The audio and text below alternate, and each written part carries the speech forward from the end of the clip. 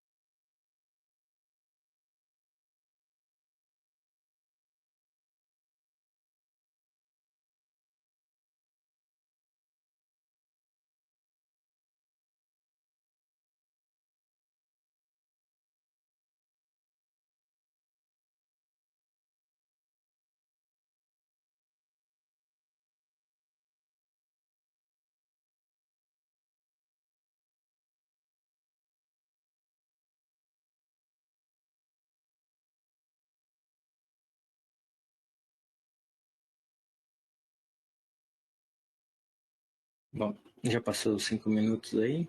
Então a gente vai dar início na apresentação, tá? Primeiramente, só me apresentar. Me chamo Eric. Estou compondo agora a equipe de segurança aqui na Dédalus. E hoje, como um dos temas selecionados, a gente vai estar falando sobre um pouco sobre gerenciamento de aplicações e uso de ferramentas da Azure para melhorar a nossa postura de segurança. Um pouco sobre da agenda, a gente vai estar falando sobre as características da proteção e controle quando se fala de aplicações, de web services. Vou apresentar um pouco sobre as principais ferramentas da Azure para se alcançar essa maturidade, e aí no final a gente abre para tirar dúvidas que a gente venha a ter, tá? Caso vocês tenham dúvida durante a apresentação, podem estar colocando no chat, que aí a gente pode usar os minutos finais para estar esclarecendo elas, tá? Falando um pouco mais sobre o controle de aplicações, qual que tem que ser a nossa principal anseio quando a gente está protegendo uma aplicação? A gente tem como principal objetivo prevenir de forma total ou parcialmente, porque prevenir de forma 100% é algo muito difícil. O acesso parcial ou total a informações de forma não autorizada, bem como a modificação dela, bem como a destruição desse sistema ou dados que esse sistema pode levar a consultar, a exibir, e também a sua indisponibilidade. Porque hoje, mais do que em qualquer outro momento, a disponibilidade é algo que está sendo facilmente comprometida, dado ao crescente número de botnet, a eventuais vulnerabilidades que são descobertas que possibilitam a criação de botnets em dispositivos que são pouco gerenciados, né? Dispositivos de rede domésticos que é muito difícil a gente conseguir deixar ele atualizado ou não e até mesmo saber se ele está atualizado, né? E como que a gente consegue entregar essa segurança, essas qualidades em segurança para essas aplicações? São basicamente esses pontos que estão em destaque, né? Então, uma aplicação é sempre bom ter, e muitas vezes é requisito que ela tenha um mecanismo de autenticação e autorização, né? Para estar prevenindo um acesso não autorizado a informações, seja de um cliente por outro, seja simplesmente o acesso a qualquer outro tipo de usuário, a não ser os específicos, seja também para que um usuário dentro de uma aplicação ele tenha níveis de acessos devidos, né? Que não se tenha um único nível de acesso que permita, desde que um simples usuário administre aquela aplicação, como não se restrinja totalmente o acesso dentro dela, tá? Um outro ponto muito importante é a integridade daquele dado, daquele sistema, né? Que comprove para quem está acessando que aquele dado ele é real, ele também é o sistema que eu quero acessar, ter formas da gente estar respaldando o usuário de que o sistema que você está acessando ele está íntegro e é o sistema que você deseja. É ainda muito importante que a gente tenha a capacidade de auditar aquele sistema e também de ter uma forma de... A palavra faz mais sentido e é muito mais utilizada em inglês, que é o repudiation, ou a falha dele, o non repudiation, que é a gente poder ter uma forma de dizer para o usuário ou para uma auditoria de que aquela ação aconteceu e o usuário não ter uma forma dele negar que ele fez aquilo, né? Dele poder alterar aquela informação que está presente nos registros. Também um princípio de confidencialidade, né? Que é garantir que tanto o dado em repouso e ou o dado em trânsito não foi acessado e não foi modificado dentro, seja durante o acesso, seja depois do acesso. Há também o princípio de disponibilidade, porque não vai adiantar a gente ter um sistema íntegro que comprove que ele tem, que ele é o sistema correto, que ele é auditável, se quando o usuário precisar acessar dele, não vai conseguir. Então, o ambiente ele tem que ter todo o invólucro de segurança e sustentado por uma boa disponibilidade. Há ainda o princípio da validação da entrada. Por quê? O que seria a validação da entrada, né? Enquanto o usuário ele está utilizando o sistema de forma correta, vamos dizer que não há um problema.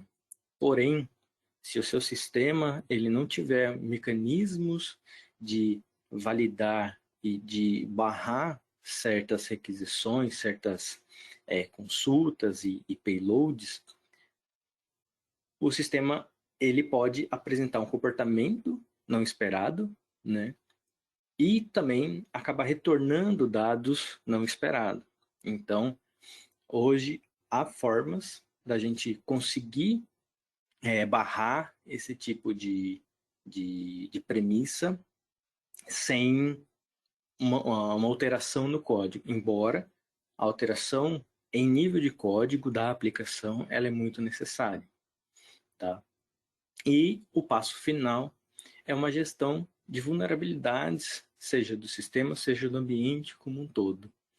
Porque um sistema que ele hoje ele está no nível de segurança, uma postura boa ou razoável de segurança, amanhã ela pode ser virada de ponta cabeça, porque novas vulnerabilidades são conhecidas, novas formas de ataque são descobertas, formas de dar um bypass em ferramentas de segurança também acontecem e são geradas a todo instante. Então, é necessário que nós saibamos, né, enquanto empresa, enquanto uma equipe que está cuidando do negócio, que se tenha ciência de que esse ambiente usa tais versões, tal ferramenta, e caso essas ferramentas venham a ser comprometidas ou tenham uma mudança no status de segurança dela, a gente tem que ter essa visibilidade, tá?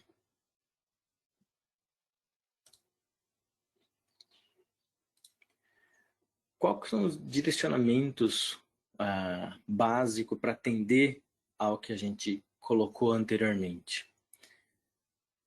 Basicamente, são poucas ações que a gente faz e que consegue chegar no nível de aumento na postura de segurança, mas algumas a gente entende que é um tanto difícil se alcançar.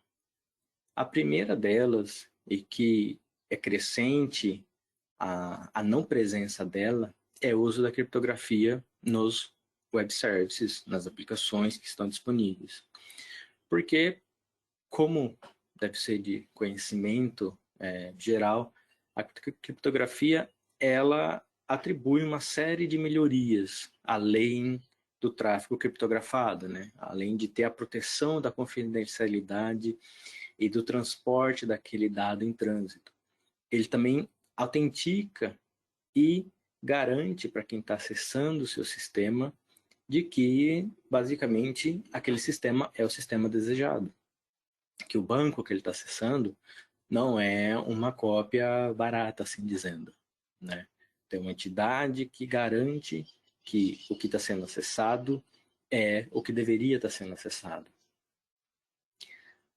O uso crescente de WAF também é uma melhora que a gente tem notado em muitas aplicações, e ele visa estar justamente mitigando ou reduzindo o impacto do que a gente passou lá sobre a gestão e o controle do que é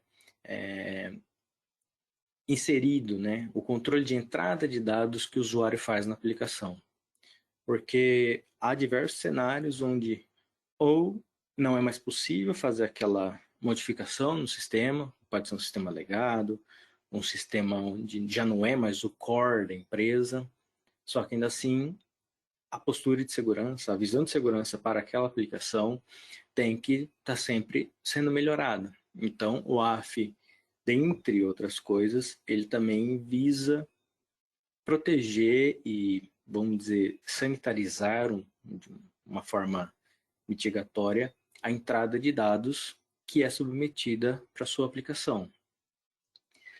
A gerência de vulnerabilidade também ela é muito importante, porque muitas vezes a gente tem uns sistemas distribuídos que utilizam diferentes ferramentas, diferentes bibliotecas, e a gente não tem, acaba saindo um pouco do controle, ou a gente acaba não tendo controle do o, qual que é a vulnerabilidade que essa biblioteca do meu sistema utiliza. Ela tem essa vulnerabilidade ou ela não tem?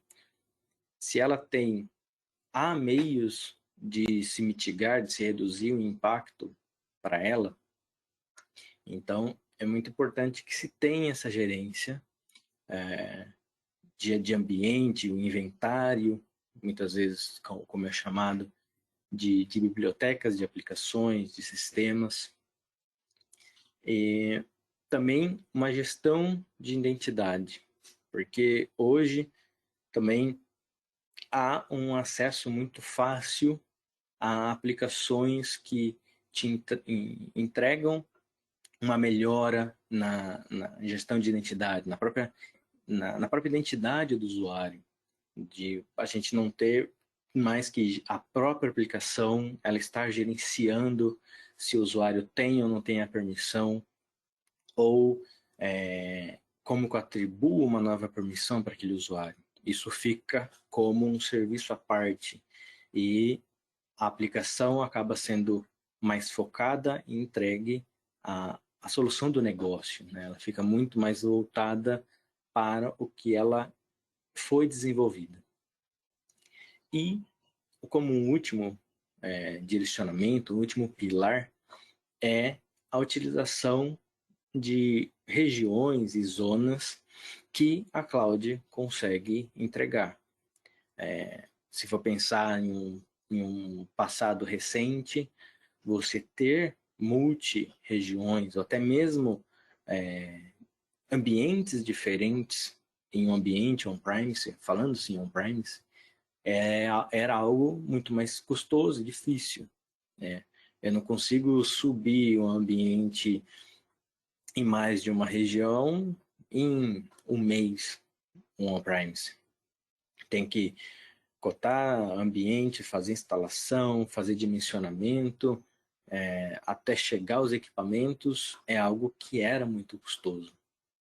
Hoje, com o advento, não somente hoje, mas nos últimos anos, o advento e a maior adoção das clouds nos permitem que tenhamos uma entrega maior de proximidade ao cliente, de resiliência da aplicação, de que onde a empresa, onde meu data center estava, ficou indisponível por qualquer motivo, seja vandalismo da rede elétrica, da infraestrutura de rede. E então a gente consegue entregar isso de uma forma muito mais rápida, seja para o ambiente que for. E como que a Azure consegue nos entregar essa melhora no controle das aplicações? Algo que tem crescido muito com o tempo, ainda mais nos últimos anos, nos últimos 3, 4 anos, é uma diminuição da utilização de recursos, vamos dizer, entre aspas, físicos, como uma máquina virtual, uma instância, e a adoção de plataformas e serviços gerenciados pela própria nuvem, né? Como aqui no caso o Azure App Service, que é uma ferramenta onde a gente deploya, faz o deploy apenas do código em uma engine, né, num Python, no .NET, no PHP, e não há uma necessidade, uma preocupação de como que está aquele ambiente por baixo, porque ele é totalmente gerenciado pela Azure.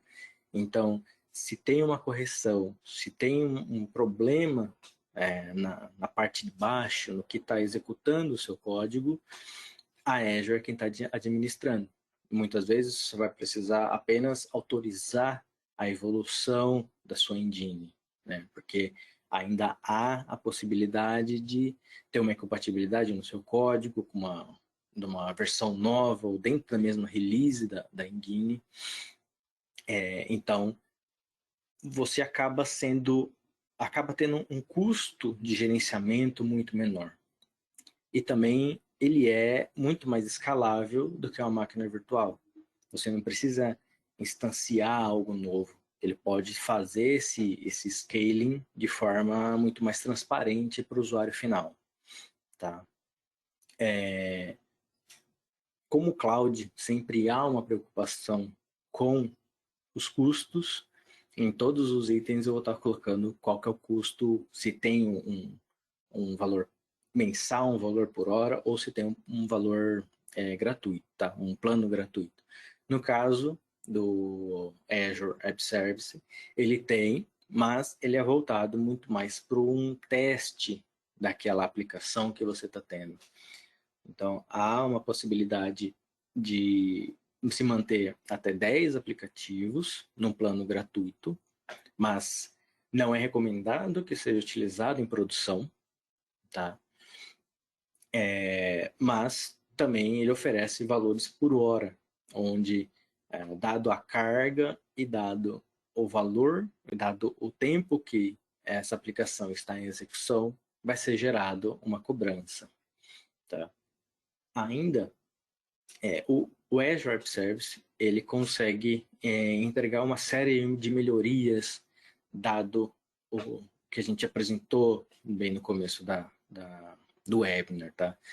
Principalmente na parte de disponibilidade, ele consegue entregar isso muito bem, ele consegue expandir horizontalmente, e também há uma capacidade de adicionar certificados a essa estrutura que é o App Service. Então, não há, você tira da responsabilidade da sua equipe ou do parceiro a renovação daquele certificado, que, estando configurado de forma correta, o próprio sistema ele é capaz de fazer a gerência desse certificado e renovação dele. Tá? Um outro serviço que visa uma parte muito mais tangível em segurança e é muito mais pensado em segurança é a utilização de WAF, no caso o Azure WAF, que ele, além de fazer a sanitarização das entradas, ele atua como um reforço na proteção, né? Ele tem alguns frameworks que ele utiliza em background para definir o que ele vai impedir e o que ele não vai impedir. Basicamente, é o top 10 da WASP, e ele é capaz também de ser criado regras novas incorporadas a ele. Regras essas que fazem sentido ao seu negócio, fazem sentido à sua certificação ou a própria demandas internas. Tá? O seu custo ele é por hora e por consumo. Então, dependendo do tráfego que você tiver, dependendo da hora, da quantidade de horas que esse WAF está em execução, isso é gerado uma cobrança mensal. Tá? Além disso, ele é muito aderente a plataformas de CI/CD e DevOps, onde é possível que se faça a configuração e a implementação dele dentro da sua esteira de CI/CD, sem necessidade de ter que ser configurado manualmente ou ser feito qualquer outra abordagem menos automática, menos ágil. Além desses, pode ser em alguns casos, existir um mau entendimento. Muitas vezes se acha que o AF ele também protege contra o DDoS, mas não é uma via de regra. Em muitos casos isso não acontece. Então, sendo o DDoS mais importante, ou ele sendo também uma realidade para a sua aplicação, há o DDoS Protection da própria Azure, que faz essa proteção contra ataques distribuídos, né, de um volume exageradamente alto, e como principalmente que a Azure entrega isso. É adicionado uma camada antes da sua aplicação, que através de rede de parceiros da Azure, ela é capaz de mitigar esse tipo de ataque. Ele é capaz dele tirar o tráfego ofensor de chegar até a sua aplicação e mantém o seu usuário final real, ele continua acessando o seu ambiente sem qualquer grande impacto. E também há uma grande vantagem de que, como a Azure é um dos grandes players de virtualização de cloud, perdão, ela ainda há uma inteligência por trás, onde ela é alimentada através de todo esse tráfego, essa demanda existente na Azure, que ela é também aplicado ao serviço como um todo de forma transparente. Então, ele é altamente adaptado. Então, mesmo que surjam novas ameaças, novas gangues fazendo esse tipo de ataque, a aplicação vai evoluindo junto com eles, tá? Bem como o DDoS, uma proteção de DDoS, ela passa a ser muito importante até para compor cenários mais atuais de segurança, como a própria utilização de CIEM, né? O caso da Azure específico, ele é integrável, além de outras ferramentas, ela é integrável com o Sentinel, então ela pode começar ou compor o ambiente de um monitoramento de segurança da empresa. Outro ponto muito importante, e de duas ferramentas que são amplamente conhecidas da Azure, é o Inspector e o Defender. O Inspector, ele é uma ferramenta mais agnóstica, assim dizendo. Ela não fica somente restrita à segurança. Ela é uma ferramenta onde ela analisa o seu ambiente, ela analisa suas cargas de trabalho e é capaz de encontrar que, por exemplo, o seu sistema operacional que está rodando a sua aplicação em produção está desatualizada e está vulnerável a tantos CVEs, né? Então, isso é muito importante para ter uma gerência de vulnerabilidade, que a gente comentou agora cedo, um pouco antes. Porque o ambiente seguro hoje, ele pode deixar de ser seguro amanhã. E o Inspector e o Defender, eles conseguem fazer essa entrega muito bem. O Inspector, ele é uma ferramenta que não tem custo, ela vai rodar somente na Azure, mas ela vai analisar de uma forma ampla como que está a sua postura, seja de segurança, seja de boas práticas de operação, né, do SRE, de sustentabilidade, se a empresa tiver uma certificação do tipo. Já o Defender, ele é voltado para a segurança. Ele depende de um agente instalado na sua carga de trabalho, seja numa máquina virtual, seja no ambiente containerizado. mas ela pode entregar de uma solução muito maior de análise daquele ambiente, tá? Um outro ponto muito importante, que a gente também comentou, é o gerenciamento de identidade. E isso a gente consegue atender essa demanda com o Azure AD, tá? Então, a gente, sendo a aplicação capaz de utilizar um ambiente externo de SSO, né, de Single Sign-On, o AD pode entrar muito bem nessa configuração, provendo melhores práticas, como uma política de senha aderente à realidade da empresa, a utilização de múltiplo fator de autenticação, porque muitas vezes pode ser difícil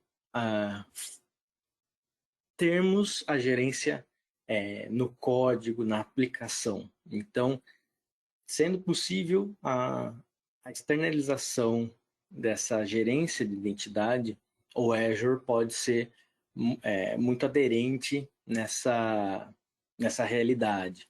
E também passa-se a ter um maior nível de resiliência no comportamento do usuário.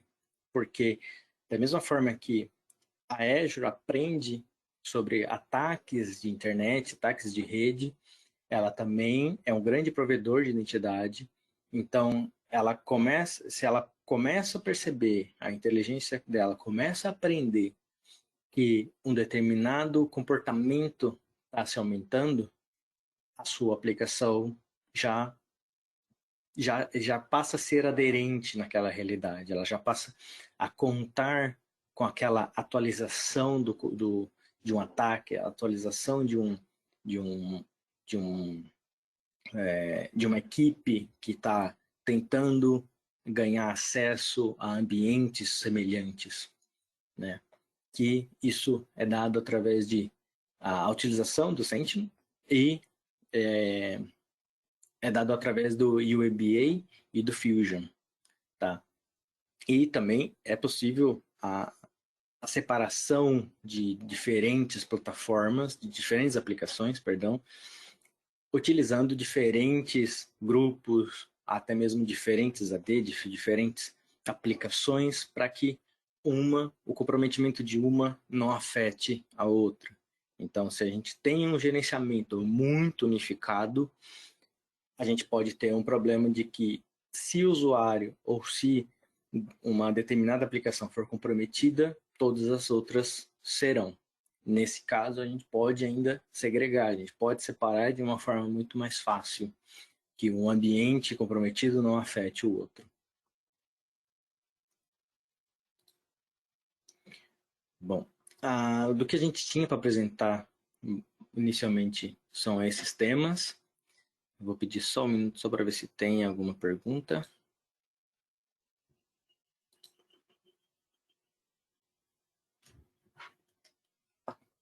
Aqui no chat não.